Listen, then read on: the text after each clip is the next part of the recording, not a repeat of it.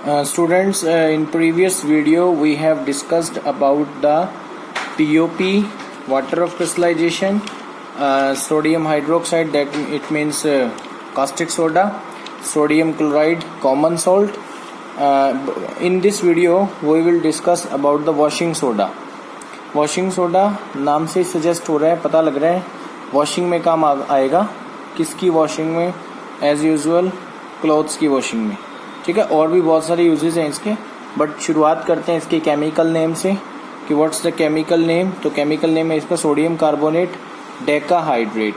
जैसे कि हमने पिछली वीडियो में वाटर ऑफ क्रिस्टलाइजेशन देखा था, तो उसमें आपने देखा था सोडियम कार्बोनेट Na2CO3.10H2. तो 10H2 यहाँ पे क्या है? Water of crystallization, that means ये डेकाहाइड्रेट.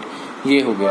ठीक है, नेक्स्ट इसके बाद इसकी जो वाटर ऑफ क्रिस्टलाइजेशन है, जिसकी वजह से इसकी जो प्रॉपर्टी है वो वॉशिंग सोडा की रहती है. अदरवाइज अगर इसमें से ये 10H2O को रिमूव कर दिया जाए तो ये एनहाइड्रस सोडियम कार्बोनेट बन जाएगा. एनहाइड्रस मीन जिसमें वाटर ना हो, या इसको सोडा ऐश भी बोलते हैं.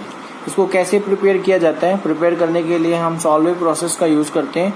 ब्राइन सोल्यूशन लेते हैं, सोडियम क्लोराइड प्लस वाटर, और उसमें से दो गैसेस को पास करते हैं, CO2 गैस और NH3. Ammonia gas and CO2 gas को जैसे ही ब्राइन सोल्यूशन के अंदर से पास किया जाता है, पास करने से दो कंपाउंड्स बनते हैं. एक तो बेकिंग सोडा बनता है और एक अमोनियम क्लोराइड.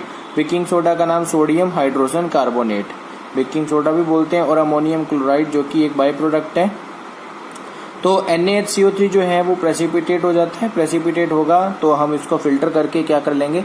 सेपरेट कर लेंगे. तो हम वॉशिंग सोडा बनाने के लिए सबसे पहले क्या बनाएंगे? बेकिंग सोडा बनाएंगे. जो बेकिंग सोडा हमारे पास बनके तैयार हो चुका है, उस बेकिंग सोडा का थर्मल डिकम्पोजिशन करेंगे. फर्स्ट चैप्टर में पढ़ चुके हैं कि with the help of heat हम इसमें क्या करेंगे? इसको जस्ट हीट करेंगे. किसको? बेकिंग सोडा को. और हीट करने के बाद इसको क्या करेंगे?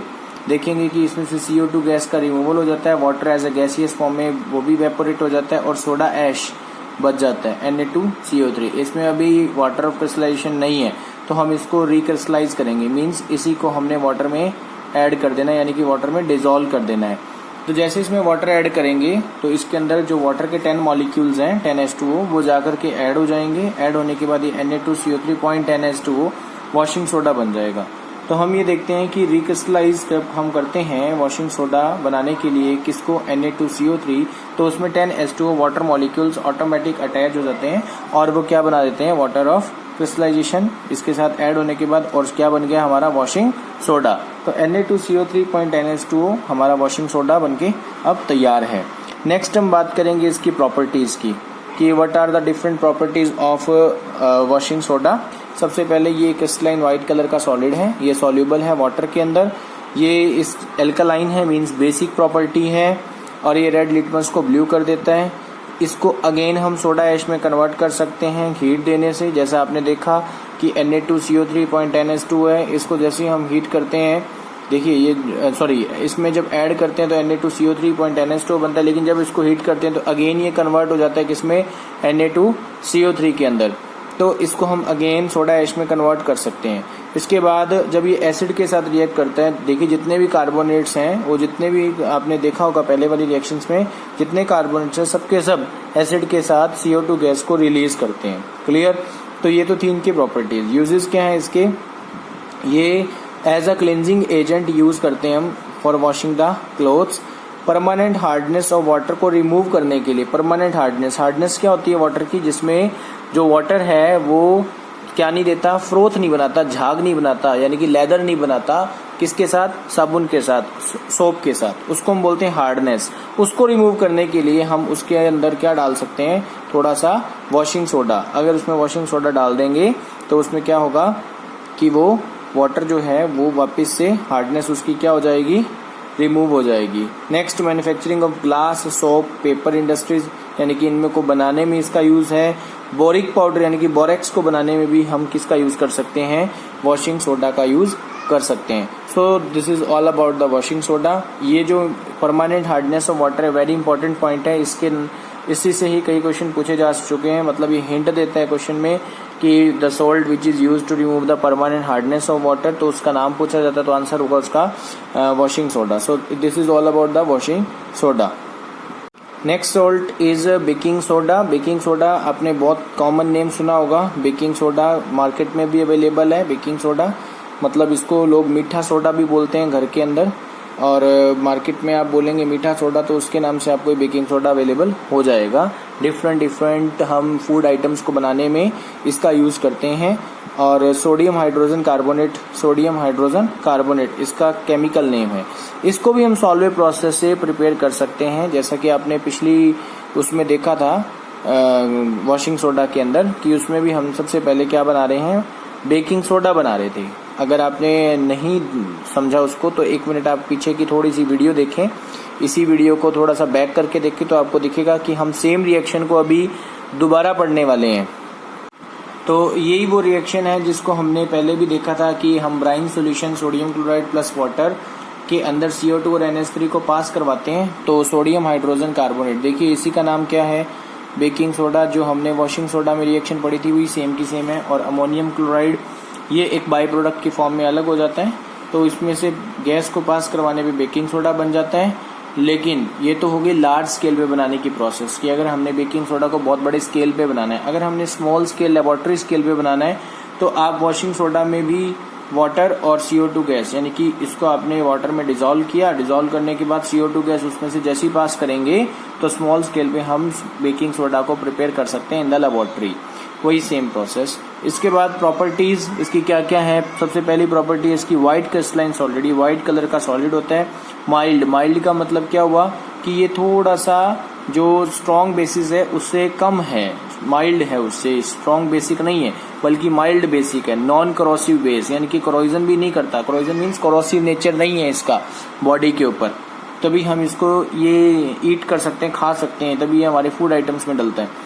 और इसके बाद सॉल्यूबल इन वाटर, ये वाटर में भी सॉल्यूबल है। इसका एक्शन ऑफ हीट, अगर हम इसको हीट करेंगे तो क्या बनेगा, देखिए हमने बेकिंग सोडा लिया, बेकिंग सोडा को आपने हीट किया तो हीट करने पे इसमें से CO2 गैस बाहर निकलती है और वाटर बाहर निकलता है और बनता क्या है, सोडा ऐश। क्लियर। अभी इसको हम क्या नहीं बोलेंगे, इसको हम वॉशिंग सोडा नहीं बोलेंगे, इसको हम सोडा ऐश बोलेंगे। जब इसमें 10H2O ऐड कर देंगे तो हम उसको क्या बोलेंगे, फिर वॉशिंग सोडा। क्लियर। नेक्स्ट इसके बाद कहता है कि जब जो CO2 गैस निकलती है इसको हीट करने पे, देखिए जब हम किसी फूड आइटम में बेकिंग सोडा को ऐड करते हैं, जैसे ही उसको हीट करते हैं तो CO2 गैस बाहर निकलती है। वही CO2 गैस जो है वो डो मीन्स आटा, डो को या एफरवेसेंट ड्रिंक के अंदर जो फुला देता है उसको, यानी कि उसको क्या कर देता है, एरिएटेड कर देता है, उसमें एयर आ जाती है, यानी कि डो का फूलना, यानी कि स्वेलिंग हो जाना, वो किसकी वजह से होता है, वो बेकिंग सोडा की वजह से होता है। क्यों, क्योंकि उसमें से कौन सी गैस रिमूव होती है, CO2 गैस। जैसे ही हम उसको थोड़ा सा हीट करते हैं तो फ्लफीनेस आ जाती है, ठीक है। अगर हम पकोड़े बना रहे हैं तो वो क्रिस्पी बन जाते हैं। तो ये सब किसकी वजह से है, ये सारा का सारा ये बेकिंग सोडा की वजह से होता है। तो इसीलिए हम इसका यूज करते हैं ताकि हमारी जो भी फूड आइटम हो वो सॉफ्ट एंड स्पॉन्जी बन सके। क्लियर।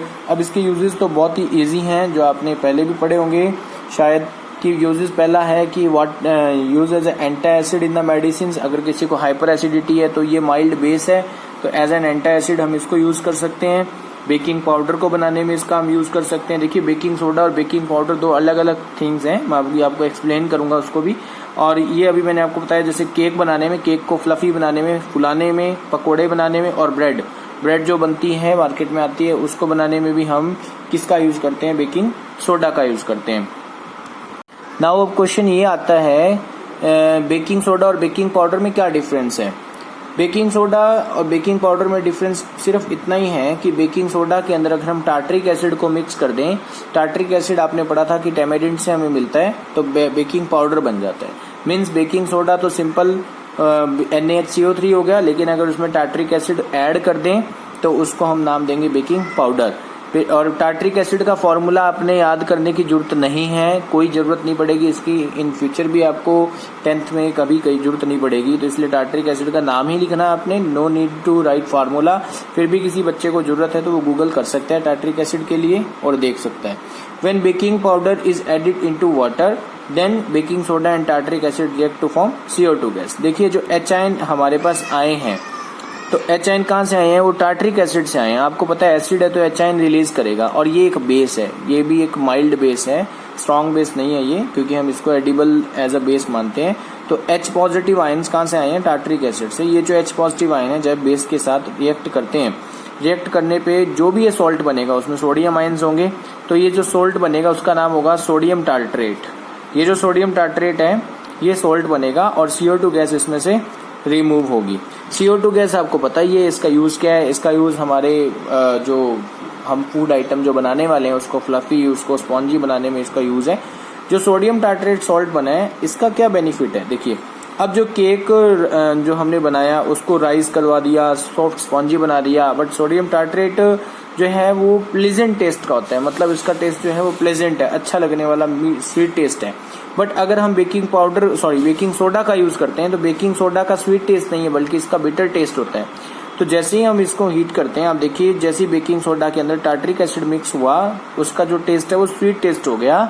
मैंने यहाँ Na पॉजिटिव आयन दिखाया क्योंकि मैंने यहाँ टार्टरिक एसिड का फॉर्मूला नहीं लिखा, जिसकी वजह से सॉल्ट कंप्लीट नहीं बनाया, सिर्फ ये दिखाया गया है कि Na पॉजिटिव कुछ आगे क्या बनने वाला है, सॉल्ट बनने वाला है। ये जो Na पॉजिटिव आया है वो सोडियम टार्टरेट सॉल्ट से आया और CO2 गैस से रिमूव हुई है। तो जो उसका प्लेजेंट टेस्ट है उसकी वजह से हम इसको बेकिंग पाउडर को यूज करते हैं। बेकिंग सोडा का बिटर टेस्ट है इसलिए हम इसका यूज लेस करते हैं, कम करते हैं या नहीं करते हैं। तो बेकिंग पाउडर ही जनरली ऐड किया जाता है फूड आइटम्स में। देखिए यही लिखा हुआ है इसके अंदर भी कि हमने बेकिंग पाउडर का ही क्यों यूज किया, क्योंकि सोडियम टार्टरेट सॉल्ट बनता है जो प्लेजेंट टेस्ट है। नेक्स्ट इसका यूज है फायर एक्सटिंग्विशर में। जितने भी फायर एक्सटिंग्विशर है जो आग बुझाने में काम आते हैं, आपने स्कूल में भी देखा हो, रेड कलर के आपके जो क्लासरूम के बाहर लगे रहते हैं, रेड कलर के बड़े बड़े आयरन के बने हुए, ठीक है, तो वो क्या है, वो फायर एक्सटिंग्विशर ही हैं। तो उनका यूज़ हम कहाँ करते हैं? उनका यूज़ हम करते हैं आग को बुझाने में।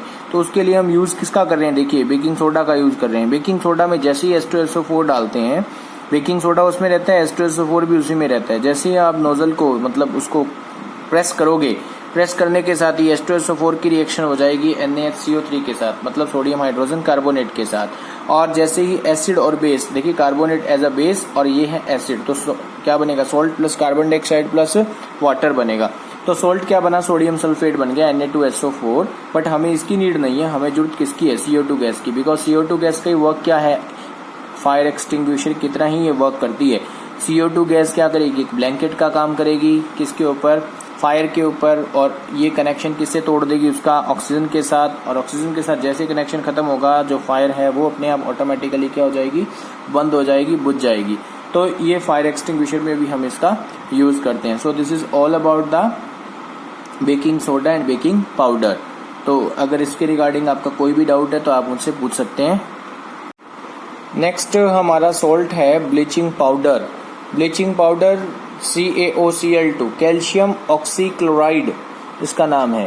तो ये कैल्शियम ऑक्सीक्लोराइड, ये इसको ब्लीचिंग पाउडर भी बोलते हैं। कैसे बनता है? Dry slaked lime. ये ड्राई स्लेक्ट लाइम होता है, इसके अंदर से जैसे हम Cl2 गैस को पास करवाते हैं तो ये ब्लीचिंग पाउडर बना देता है CaOCl2 प्लस साथ में वाटर रिमूव होता है। तो CaOCl2 का यूज बहुत अच्छा है हमारे इस जनरल जो हम वर्क कर रहे हैं उसके अंदर बहुत सारे यूजेस हैं इसके। लेकिन उससे पहले हम प्रॉपर्टीज को डिस्कस करेंगे कि what are the properties of bleaching powder. तो पहली प्रॉपर्टी है कि इसमें से स्ट्रॉन्ग स्मेल ऑफ क्लोरीन आती है। एक वाइट कलर का पाउडर है जिसमें से स्ट्रॉन्ग क्लोरीन की स्मेल आती है, ठीक है। Second one is the soluble in cold water, ये कोल्ड वाटर में सोल्यूबल रहता है, ठीक है। तो कुछ एक ऐसे सॉल्ट होते हैं जिसको मतलब वाटर भी है, वो टेम्परेचर सेट होना जरूरी है, कभी कोल्ड चाहिए, किसी को हॉट तो किसी में स्टीम, वो मैं थर्ड चैप्टर में डिस्कस करूंगा आपसे। लेकिन हॉट वाटर में सॉल्युबिलिटी नहीं है, इसकी लेस है, तो ये ज्यादातर सोल्यूबल जो रहता है वो कोल्ड वाटर में रहता है। क्या इसकी एसिड के साथ एक्शन है? तो सबसे पहले देखें CaOCl2 कैल्शियम ऑक्सीक्लोराइड यानी कि ब्लीचिंग पाउडर, जैसे हम इसमें HCl डालते हैं तो CaCl2 सॉल्ट बनता है और इसके साथ वाटर और क्लोरीन गैस बाहर निकलती है। ये क्लोरीन गैस ही मेन ब्लीचिंग एजेंट है इसका, क्योंकि यही इसकी ऑक्सीडाइजिंग प्रॉपर्टी रहती है और ये कलर्ड सब्सटेंस को डिकलराइज कर देता है। यही क्वेश्चन पेपर में पूछा जाता है कि which agent is used as an bleaching agent and what are its mechanism. तो मैकेनिज्म क्या है? ऑक्सीडेशन इसका मैकेनिज्म है। एजेंट कौन है? क्लोरीन एजेंट है। जब भी हम ब्लीचिंग पाउडर का यूज करते हैं for on the clothes for the decolourization, मतलब कलर्ड सब्सटेंस को डिकलराइज बनाने के लिए, तो हम देखेंगे कि उसमें थोड़ा सा हल्का सा डाइल्यूट HCl यूज किया जाता है ब्लीचिंग पाउडर के साथ ऐसा नहीं है कि इतना सारा एसिड यूज किया कि उसके साथ क्या कर देगा, ये करोसिव नेचर शो कर देगा। डाइल्यूट करके यूज करते हैं हम, कॉन्सेंट्रेटेड यूज नहीं करते, और वो भी ब्लीचिंग पाउडर के साथ यूज करते हैं, अकेला नहीं यूज करते। अकेला यूज करेंगे तो माइल्ड करोसिव नेचर हो सकता है, बट हम इसके साथ यूज करते हैं तो इसमें से क्लोरीन गैस निकलती है जो डीकलराइज कर देती है, ठीक है, किसको, किसी भी क्लॉथ को। Now what are the uses of the bleaching powder. सबसे पहले टेक्सटाइल इंडस्ट्रीज में यूज करते हैं, किसके लिए, उनकी ब्लीचिंग करने के लिए कॉटन एंड लिनन की। लिनन एक कपड़ा होता है, मतलब एक तरह का रेशा है, मतलब फाइबर है लिनन का, जिसके कपड़े बनते हैं। पेपर इंडस्ट्री में इसका यूज करते हैं for bleaching wood pulp. Wood pulp को ब्लीच करने में भी पेपर इंडस्ट्री में इसका यूज है, ठीक है। लॉन्ड्री में इसका यूज है, वॉशिंग क्लॉथ्स में, वूल को अनश्रिंकेबल बनाने में भी इसका यूज है, ड्रिंकिंग वाटर को डिसइंफेक्टेंट बनाने में इसका यूज है। मींस ड्रिंकिंग वाटर इससे क्या हो जाएगा, बैक्टीरिया फ्री हो जाएगा, और क्लोरोफॉर्म को बनाने में भी इसका हम यूज कर सकते हैं। सो these are the uses of bleaching powder, and if you have any doubt regarding the chapter, then you can ask in the doubt session, or you can individual text me, ठीक है। आप जब मर्जी message कर सकते हैं, कोई भी आपको डाउट है तो आप पूछ सकते हैं। क्लियर, ये चैप्टर कंप्लीट हो गया है, तो इसकी आप अच्छे से रिवीजन कर लें सारे चैप्टर की, और जो पहला चैप्टर भी हमारा हो चुका है उसको भी अच्छे से कर लें। आपको कहीं भी कोई किसी तरीके की प्रॉब्लम लगती है तो आप मुझसे डिस्कस कर सकते हैं, ठीक है। Thank you.